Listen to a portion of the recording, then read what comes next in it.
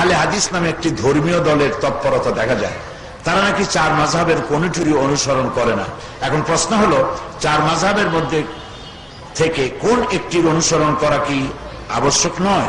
যদি কেউ অন্যদের মধ্যে হতে কারো অনুসরণ না করেন, তাহলে তাদের ব্যাপারে হুকুম কি? খুব ভালো ভালো প্রশ্ন করছে, আলহামদুলিল্লাহ।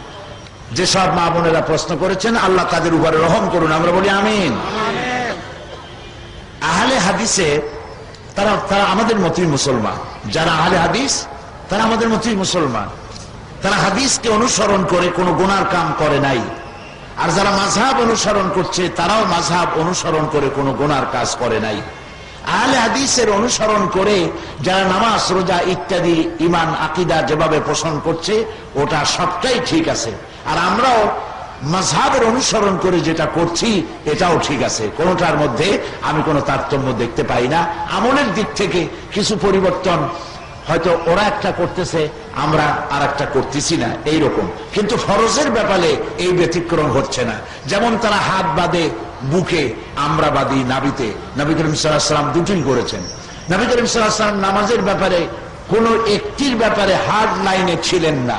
তিনি কখনো হাত বুকে বেঁধেছেন, কখনো নাভিতে বেঁধেছেন, কখনো হাত ছেড়েও দিয়েছেন। হাত ছেড়েও নামাজ পড়েছেন, বান্দিনী নেই। আমিন কখনো জোরে বলেছেন, কখনো আস্তে বলেছেন। সুতরাং আহলে হাদিস ভাইরা যারা করছেন, এ সবটা হাদিস সম্মত, একটাও হাদিসের বাইরে নয়। আর আমরাও যেটা করছি, আপনি ইচ্ছে করলে যে কোনো একটি মাযহাবকে অনুসরণ করতে পারেন। হয় হানাফি, না হয় শাফি, না হয় মালিকি, না হয় হাম্বলি, এর যে কোনো একটা অনুসরণ করতে পারেন।